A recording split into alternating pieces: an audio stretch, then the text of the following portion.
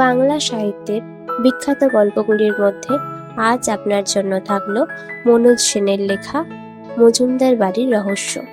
মনোজ সেন একজন বিখ্যাত বাঙালি লেখক, যিনি মূলত রহস্য, থ্রিলার এবং অলৌকিক গল্প লেখার জন্য পরিচিত। তিনি এবং কালরাত্রি, দময়ন্তী, রক্তবীজ ইত্যাদি অনেক জনপ্রিয় বইয়ের লেখক। তার লেখা বিভিন্ন পত্র পত্রিকায়ও প্রকাশ হয়েছে। আমরা আজকের গল্পটি নিয়েছি কাল রাত্রি 2 বইটি থেকে। চলুন শুরু করা যাক।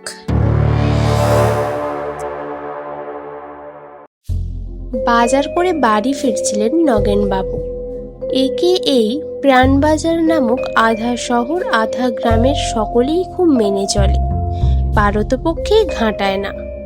কারণ এই বছর 50-এর স্কুল মাস্টার ভদ্রলোক একজন অত্যন্ত ঠোঁটকাটা মানুষ। এই গ্রামের তিনি নীতি আর চরিত্রের স্বনিযুক্ত ধারক ও বাহক। কাউকে পরোয়া করিয়ারের লোক তিনি নন। এই নগেন মিত্তিরকে সন্তুষ্ট দেখায় একমাত্র যখন তিনি মজুমদার বাড়ির সামনের রাস্তা দিয়ে যান। তখন তার নত মস্তক, কাছে গেলে শোনা যায় চাপা গলায় তিনি রাম নাম করে চলেছেন। অবশ্য তার আর দোষ কি? প্রাণবাজারের কোনো লোককেই এই বাড়ির সামনে দিয়ে বুক ফুলিয়ে যেতে দেখা যায়নি। কারণ এই তল্লাটে সর্বত্র প্রাণবাজার মজুমদার বাড়ির একটি ভয়ঙ্কর রকমের হানাবাড়ি বলে সুনাম বা দুর্নাম আছে। বাড়িটা যে বিশালাকৃতি প্রাসাদ তা নয়, বসবাসের একেবারেই অনুপযুক্ত তাও নয়। দোতলা বাড়ি, ভেতরে প্রকাণ্ড উঠোন ঘিরে দাঁড়িয়ে রয়েছে। উঠোনটা আগে আবর্জনা আর ঝোপঝাড়ে ঢাকা ছিল, কিছুদিন আগে পরিষ্কার করা হয়েছে। বাড়ির একপাশে মাঝামাঝি প্রায় দোতলা পর্যন্ত উঁচু ধিলেন করা দেউড়ি, 30 ইঞ্চি চওড়া দেয়াল আর 3 থেকে 4 ইঞ্চি মোটা সেগুন কাঠের দরজা বা জানলাগুলো সস্থানেই আছে। তাদের কোনো লয় ক্ষয় থাকার কথা নয়, যদিও তাদের পেলেস্তারা বা রংচঙের আজ আর কোনো অস্তিত্ব নেই। বাড়িটা বহুবার হাত বদল হয়েছে, কিন্তু কোনো ক্রেতাই 2-3 সপ্তাহের বেশি এ বাড়িতে টিকতে পারেনি। কিছুদিন আগে এই বাড়িটা কেনে পুরঞ্জয় আর তার স্ত্রী পারমিতা। এখানেই থাকবে বলে এসেছে। রবিবার সকালে পুরঞ্জয় বাজারের থলি হাতে বাড়ি থেকে বেরোনো মাত্র হবিত একেবারে মিত্তির মশাইয়ের সামনে পড়ে গেল। পুরঞ্জয় হাত জোর করে কাষ্ঠ হেসে বলল, নমস্কার। নগেনবাবু চমকে মুখ তুলে সামনে করজোড় দণ্ডায়মান পুরঞ্জয়কে দেখে থমকে দাঁড়ালেন। কাষ্ঠলষ্ট ইষ্ট কোনো রকম হাসির চেষ্টা না করে টাক মাথাটা একটু নাড়লেন। হাত জোর করা গেল না, কারণ তখন তার এক হাতে ছাতা, অন্য হাতে থলে। বললেন, কি নাম? থতমত খেয়ে পুরঞ্জয় বলল, আগে পুরঞ্জয় সরকার। পুরঞ্জয়? অদ্ভুত নাম। আগে পুরঞ্জয় মানে? আমাকে মানে বোঝানোর কোনো দরকার নেই। আমার নাম নগেন্দ্র মিত্র। তা আপনি তো এই বাড়িটা কিনেছেন আর আপনার স্ত্রীকেও সঙ্গে করে এনেছেন। ওপরে নিচে ঘাড় নাড়ল পুরঞ্জয়। কেন? এখানে থাকবো বলে। অবশ্যই। থাকবেন বলে? নাকি এইখান থেকে ধরাধাম থেকে ঝটপট দুজনে চিরবিদায় নিতে চান বলে? এই বাড়িতে যারা থেকেছেন তারা সকলেই কি ঝটপট ধরাধাম থেকে চিরবিদায় নিয়েছেন? সেটা তো আমি বলতে পারবো না। তবে হ্যাঁ, যে ঝটপট এই বাড়ি থেকে, শুধু বাড়ি থেকে কেন, একেবারে গ্রামে থেকে বিদায় নিয়েছে সেটা জানি। আপনারাও যে নেবেন সে বিষয়ে কোনো সন্দেহ নেই। মনে করবেন না যে আমি আপনাদের ভয় দেখাচ্ছি, আমি কেবল আপনাদের সাবধান করে দিচ্ছি। নগেনবাবুর শেষ কথাগুলো গায়ে মাখল না পুরঞ্জয়। বলল, যারা চলে গেছেন তারা কেন গেছেন বা কি তাদের অভিজ্ঞতা হয়েছিল সেসব কথা কি কাউকে বলে গেছেন? না, তাদের চলে যাওয়ার তাড়া এতই বেশি ছিল যে সে সময়টা নষ্ট করেননি তারা। তবে হ্যাঁ, এখানে একজন আছেন, তিনি এই বাড়ি ছেড়ে চলে গেলেও এই গ্রামে রয়ে গেছেন। তার কাছে গেলে একেবারে ঘোড়ার মুখের খবর পাবেন। কে তিনি? কি নাম? তার নাম বোধ হয় শিবপদ সান্যাল। থাকেন তাঁতিপাড়ায় একটা বাড়িতে। তিনি একসময় বর্ধমানের একটি বেসরকারি কলেজের অধ্যাপনা করতেন বলে শুনেছি। তার কাছেই এ বাড়ির কিছু খবরাখবর পেলেও পেতে পারেন। অত্যন্ত মিতভাষী লোক, কখনোই ঝেড়ে কাশেন না, সবসময় বিরক্তি রয়েই আছে। কাজেই কতটা খবর তার পেটে থেকে বের করতে পারবে সে বিষয়ে সন্দেহ আছে। কিছু খবর আমাদের কাজের মেয়ের কাছে পেয়েছি বটে, তবে সেসবের কোনোটাই বিশ্বাসযোগ্য নয়। অপরিণত মস্তিষ্কের অবাস্তব কল্পনা যত সব। ভয় পেতে মানুষ ভালোবাসে কিনা, তার থেকে এইসব ভয়ঙ্কর কল্পনার সৃষ্টি। সে যাই হোক, আপনার সঙ্গে কথা বলে ভালো লাগলো। আপনি যে নিঃস্বার্থভাবে অন্যদের উপকার করে থাকেন সেটা জানা রইল। পুরঞ্জয় মৃদু হেসে বাজারের দিকে রওনা হলো। আর নগেনবাবু ভুরু কুঁচকে রাস্তার ওপর দাঁড়িয়ে এই লোকটার কথায় রেগে যাবেন না খুশি হবেন সেই সমস্যার সমাধান করতে লাগলেন। রাম নাম নেবার কথাটা আর মনেই এলো না। শেষ পর্যন্ত এই ভেবে নিজেকে শান্ত করলেন যে এই অপরিণত মস্তিষ্কের অবাস্তব কল্পনা যে কি বস্তু তা বাবাজি শিগগিরই টের পাবেন, আর তখন কেঁদেও কুল পাবে না। সেই দিনই বিকেলবেলা পুরঞ্জয় আর পারমিতা সাইকেল রিক্সা করে অধ্যাপক শিবপদ সান্যালের বাড়ির সামনে এসে উপস্থিত হলো। একতলা ছোট বাড়ি, সামনে এক ফালি খালি জমি, সেখানে একটা বাগান করবার প্রচেষ্টা চলছে। দেখা গেল একজন খাকি হাফ প্যান্ট পরিহিত মালি আর একজন পাজামা আর হাতকাটা গেঞ্জি পরা পৌর ভদ্রলোক সেখানে সেই কাজে ব্যস্ত রয়েছেন। জানা গেল সেই পৌর ভদ্রলোকই গৃহকর্তা, অধ্যাপক শিবপদ সান্যাল। অত্যন্ত অমায়িক মানুষ। পরিচয় পর্ব শেষ হলে সাদরে অতিথিদের ভেতরে নিয়ে গেলেন। বসবার ঘরটি নিতান্তই সাদামাটা। আসবাব বলতে একটা রঙিন চাদরে ঢাকা তক্তপোষ, একটু নিচু টেবিল আর তার চারদিকে চারটে হাতওয়ালা কাঠের চেয়ার, আরও আছে চারটে বইয়ের ঠাসা আলমারি। শিবপদবাবু অতিথিদের বসতে বলে একটা পাঞ্জাবি পরে আসতে ভেতরে চলে গেলেন। পুরঞ্জয় বসল না, ঘুরে ঘুরে বইয়ের আলমারিগুলো দেখতে দেখতে স্বগতোক্তি করল।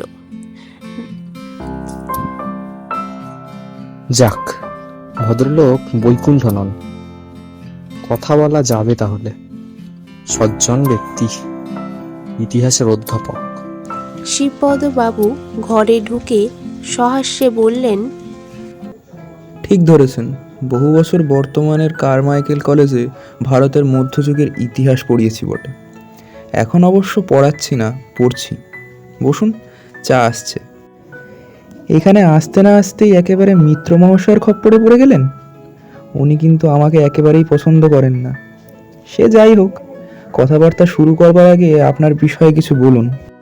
পুরঞ্জয় মাথা নেড়ে বলল, আমার নাম পুরঞ্জয় সরকার, আর ইনি আমার স্ত্রী পারমিতা।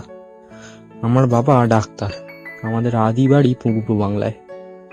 1947 সালে আমার বাবা গুসকরায় এসে ডাক্তারি শুরু করেন, আর কিছুদিনের মধ্যেই বেশ ভালোই পসার জমিয়ে ফেলেন। পারমিতা ছিল আমাদের প্রতিবেশী। ওর বাবার ওখানে বেশ বড় ধান চালের ব্যবসা ছিল। পাশাপাশি বাড়ি, ছেলেবেলা থেকেই একসঙ্গে। যখন ইঞ্জিনিয়ারিং পড়তে কলকাতায় গেলুম তখনও যোগাযোগ ছিল। ইঞ্জিনিয়ারিং যখন পাশ করলুম তখন পারমিতা কেমিস্ট নিয়ে বিএসসি পড়তে বর্ধমানে। আমি কোনোদিন চাকরি করিনি। শক্তিগড়ের কাছে রহিমগঞ্জে একটা পরিত্যক্ত ছোট কারখানা ছিল, মেশিন শপ। খুব সস্তায় সেটা কিনে ফেললুম। বাবা টাকা দিল, সেখানেই কাজ শুরু করলুম।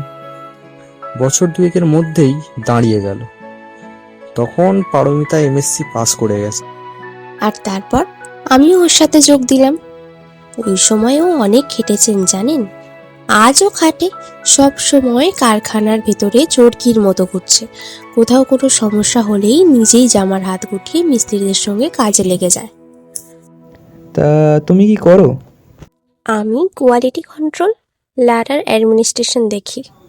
কি তৈরি হয় তোমার কারখানায়? টেক্সটাইল বা জুট মিলের স্পেয়ার্স পার্টস।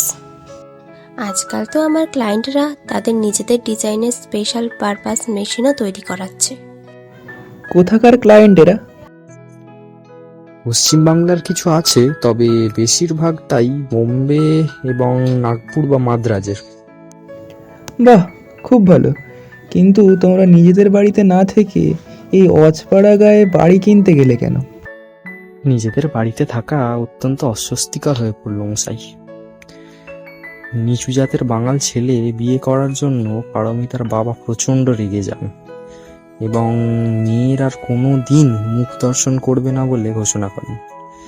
এই অবস্থায় একেবারে পাশের বাড়িতে থাকাটা সুখকর হচ্ছিল না, তাই ঠিক আছে, বুঝেছি, কিন্তু তাই বলে এই মানধাতার আমলের ভুতুড়ে বাড়ি? আরে মশাই, মানধাতার আমলের বাড়ি বলেই তো কিনলুম।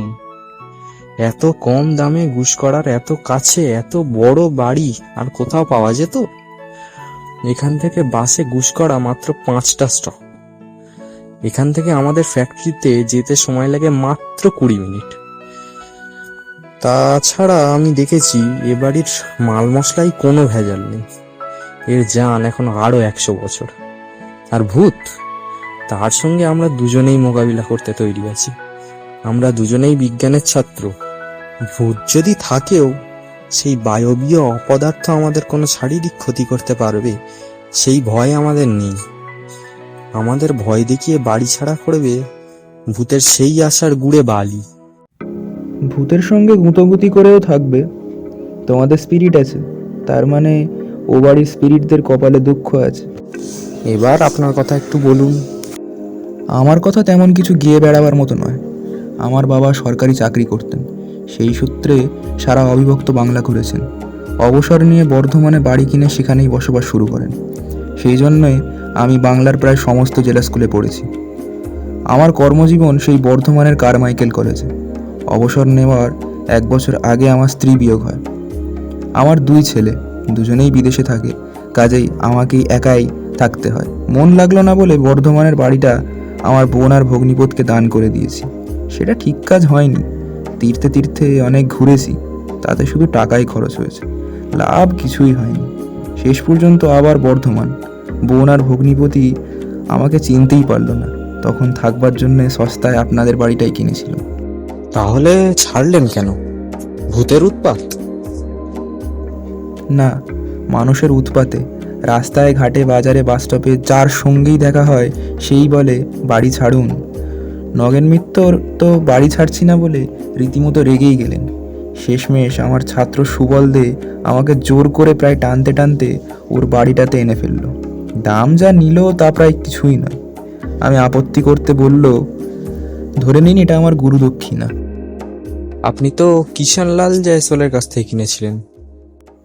হ্যাঁ, সে ওখানে একটা গেঞ্জির কল খুলবে বলেছিল, কিন্তু খুলতে পারল না। ওয়াকাররা সব পালিয়ে গেল। তখন কিষণলাল যন্ত্রপাতি খুলে নিয়ে বাড়ি বেচে চলে গেল। কিষানলাল আপনাকে বলেছিল যে বাড়িটা হানা বাড়ি? বলেছিল, তবু কিনলুম, কারণ ওই টাকায় বর্ধমানে একটা 2 চালা শেডও পাওয়া যাবে না। আরও একজন কিনতে চেয়েছিল, তাই আমাকে একটু দামটা বাড়াতে হয়েছিল। তবে সেটা তেমন কিছু নয়। আমার পরে আসেন অ্যাডভোকেট রমেন ঘোষ। রমেনবাবু বোধহয় সপ্তাহ 2 ছিলেন। তারপরে আপনারা বুঝতেই পারছেন, শুধু যাওয়া আসা। হ্যাঁ, দিব্যি বুঝতে পারছি। এবার বলুন, ওখানে আপনার অভিজ্ঞতা কি? অভিজ্ঞতা বলতে অতিপ্রাকৃতিক কিছু যদি বলেন তবে বলবো তেমন কিছুই নয়। একমাত্র মাঝে মাঝে, না মাঝে মাঝে নয়, প্রায় মাঝরাতের দিকে ঘুম ভেঙে যেত, আর তখন খুব নিঃশ্বাসের কষ্ট হতো। আমার ধারণা তার কারণ ভূতের উপস্থিতি নয়, অ্যালার্জি, পোলেন অ্যালার্জি। আশেপাশে যে জঙ্গল আছে সেখানে রাত্রিবেলা কোনো একটা বুনো ফুল ফোটে, যার পোলেন বাতাস চারিদিকে ছড়িয়ে পড়ে, আর সেই পোলেনে আমার অ্যালার্জি আছে। আর কিছু? হ্যাঁ, আরও একটা আছে। রাত্রি হলে একটা কুকুর প্রায় বাড়ির সামনে সে তারস্বরে চেঁচায়। ভোরের আলো ফোটার একটু আগে সেটা বন্ধ হয়, অথচ সারাদিনে একটাও কুকুরের ডাক শুনিনি। কেন কুকুরটা চেঁচায় জানি না, ও ছাড়া আর কেউ জানে বলে মনেও হয় না। হ্যাঁ, এই দুটো অভিজ্ঞতাই আমাদেরও হয়েছে। তবে আর অন্য কিছু? তেমন কিছু নয়, মাঝে মাঝে ঘরের মধ্যে খসখস বা অন্যরকম শব্দ। নির্জন বাড়িতে ওসব হয়েই থাকে। আমার সকল কাজের কাজই জগন্নাথ ভয় পেত, আমি কোনোদিন পাইনি। তার মানে মানুষই হোক বা ভূতই হোক, কেউ আপনার ক্ষতি করার চেষ্টা করেনি। তা আমি বলতে পারবো না। আমি যদি ভয় পেতুম তাহলে কি হতো বলা যায় না। যেমন ধরুন, একদিন রাত্রিবেলা জগন্নাথ হঠাৎ ভয় পেয়ে রান্নাঘর থেকে দৌড়ে বেরোতে গিয়ে মুঠিতে পা কেটে রক্তারক্তি ব্যাপার করেছিল। ওর নাকি মনে হয়েছিল কেউ ওর পাশে দাঁড়িয়ে গুনগুন করে গান গাইছে। ও জানতো না যে গ্রামাঞ্চলে রাত্রিবেলা শব্দ সে কোথা থেকে কোথায় যায় তা কেউ বলতে পারে না, বিশেষত জায়গাটা যদি গাছপালায় ঢাকা থাকে। আপনারা কি শুধু দুজনেই থাকছেন, না সঙ্গে আর কেউ আছে? আমাদের সঙ্গে কারখানার 4 জন ডাকাবুকো ছেলে থাকে। আমরা থাকি দোতলার দক্ষিণ পশ্চিম ঘরটায়, আর ওরা থাকে রান্নাঘরের পাশে বড় ঘরটাতে। ওদের মধ্যে একজন রান্না করে, সে আমাদের সকালের খাবারটা করে দেয়। রাতের রান্নাটা পারমিতাই করে। বড্ড ভালো রাঁধে জানেন, একদিন খাওয়াবো আপনাকে। তা বেশ তো, পারবে, তোমরা পারবে। কি পারবো? না মানে ওই বাড়িটাতে টিকে যেতে পারবে। সাইকেল রিকশাওয়ালা বলল, মজুমদার বাড়ি পর্যন্ত পারবো না বাবু, ডাকঘরের সামনে নামিয়ে দেব। দ্বাদশীর চাঁদের আলোয় আলোকিত নির্জন প্রায় অন্ধকার রাস্তা দিয়ে বাড়ির দিকে হাঁটতে হাঁটতে পুরঞ্জয় বলল, মনে হচ্ছে শিবপদবাবু কিছু একটা চেপে গেলেন। তার অভিজ্ঞতাটা একেবারে নির্ভেজাল, সহজ, সরল, স্বাভাবিক তা ঠিক মনে হলো না। পুরঞ্জয়ের কথাটা আর এগোতে পারল না। তার আগেই উল্টো দিক থেকে 4 জন অত্যন্ত উদ্বিগ্ন লোককে দ্রুত পায়ে এগিয়ে আসতে দেখা গেল। কাছাকাছি আসতেই তারা 4 জনে প্রায় সমস্বরে বলে উঠল, কোথায় গিয়েছিলেন আপনারা? আমাদের বলে যেতে পারেননি একবার? আমাদের একজন তাহলে আপনাদের সঙ্গে যেত। পুরঞ্জয় হাত নেড়ে বলল, আহা, আমরা কি শিশু নাকি? ভেবেছিলে ভূতে ভয় পাবো? ভূতের কথা কে বলেছে? আমরা জানি ব্যাপারটা তা নয়। বাসে আসবার সময় শুনছিলাম আজ ঘন্টা 3 আগে জিটি রোডে একটা ভয়ানক ডাকাতি হয়ে গেছে। এক ভদ্রলোক ট্যাক্সি করে বিয়ে বাড়ি যাচ্ছিল স্ত্রীকে নিয়ে। একদল ডাকাত তাদের ট্যাক্সিওয়ালাকে গুলি করে মেরে তাদের সর্বস্ব লুট করে পালিয়েছে। আমাদের দেখেছো? আমার হাতে জনতা ঘড়ি, উনি তো কোনো গয়নাই পরেন না, আর দুজনেরই পায়ে হাওয়াই চপ্পল। কি লুট করবে ডাকাতরা? উল্টে আমাদের হাতে রিক্সা ভাড়াটাই গুঁজে দেবে হয়তো।